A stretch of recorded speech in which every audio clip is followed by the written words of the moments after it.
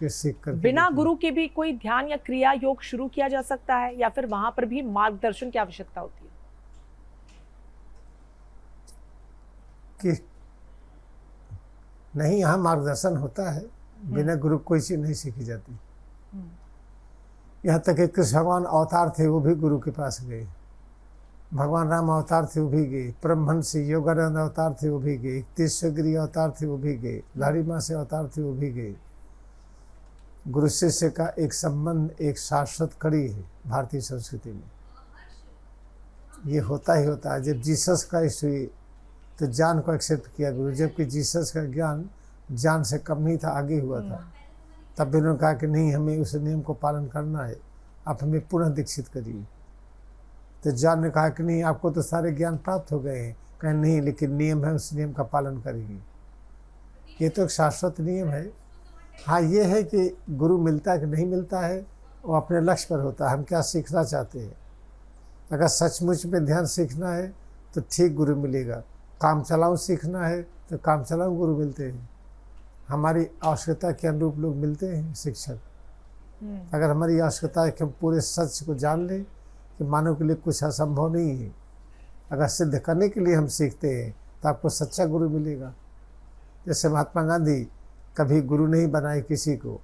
जब परमहंस से योगानंद से मिले तो उन्होंने कहा कि मैंने गुरु इसलिए नहीं बनाया, किसी गुरु बनाओ तो जो कहे मैं करूं, ऐसा कोई मुझे मिला ही नहीं।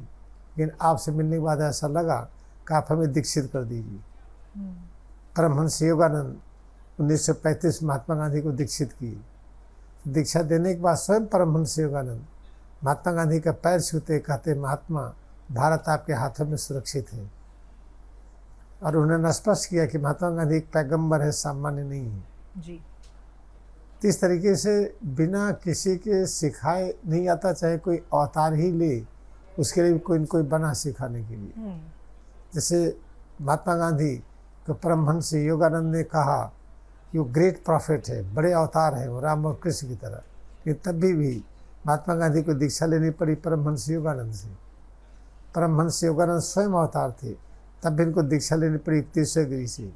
इक्तीसवें भी अवतार थे, उनको दीक्षा लेनी पड़ी लाड़ी महाशय से। लाड़ी महाशय स्वयं अवतार थे, उनको दीक्षा लेनी पड़ी महावतार बाबा से।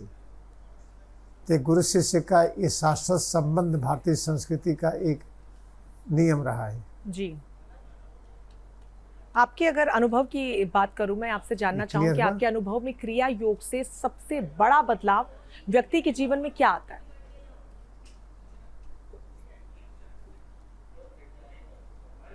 देखिए, इससे कैंसर ठीक हुआ है, डायबिटीज ठीक हुई है, ब्लड प्रेशर ठीक हुआ है, आदतें बदल गई हैं, आदमी झगड़ा करना बंद कर देता है, पारिवारिक एकता प्रकट हो जाती है। कौन से स्टेज तक का कैंसर ठीक हो सकता है स्वामी जी? हो जाता है। ये सब चीज देखने में आता है। अरे 3rd स्टेज का ठीक हुआ अभी कुंभ मेले में। ये कोई डॉक्टर आए थे, सर्जन थे, तो उन्होंने मुझसे कहा कि हमारा 3rd स्टेज गले कैंसर ठीक हुआ। हमें विश्वास नहीं हुआ। हमको रिपोर्ट दिखाई तो रिपोर्ट दिखाया, सर्जन थे गायनेकोलॉजिस्ट की, रिपोर्ट में था एकदम ठीक हो गया। अभी जिसका कैंसर ठीक हुआ स्वामी हमारे यहाँ है, उनका कीमो वगैरह सब जा रहे थे, बंद कर दिया, एकदम ठीक हो गया। नहीं, ये 2004 में मुलाकात हुई थी, दोबारा हुआ ही नहीं।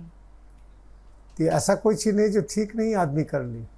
जो चीज़ हमें होता है इसलिए होता है कि हम उसको ठीक कर ले, जो हुआ ही नहीं है वो ठीक नहीं कर पाएंगे।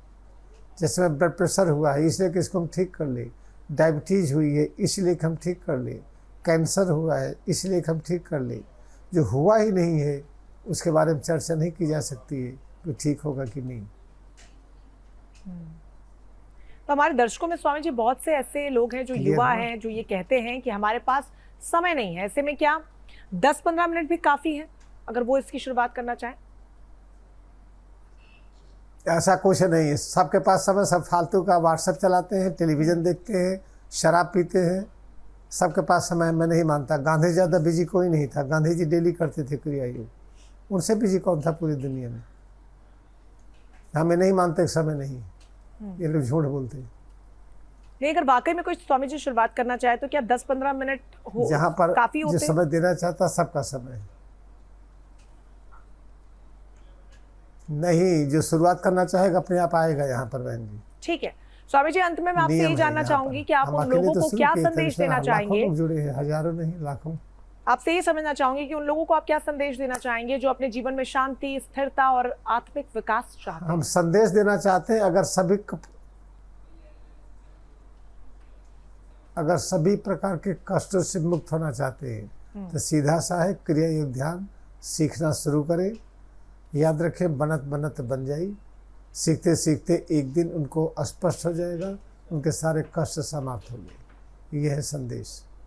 चलिए, बहुत शुक्रिया स्वामी जी हमारे साथ जुड़ने के लिए, तमाम सवालों के जवाब देने के लिए। उम्मीद है कि दर्शकों ने बहुत ध्यान से आपको सुना होगा और एक एक चीज़ जो आपने बताई है वो अपने जीवन में वो ज़रूर उतारेंगे। आप स्तुति के साथ बने रहिए ऐसी महत्वपूर्ण जानकारियों के लिए।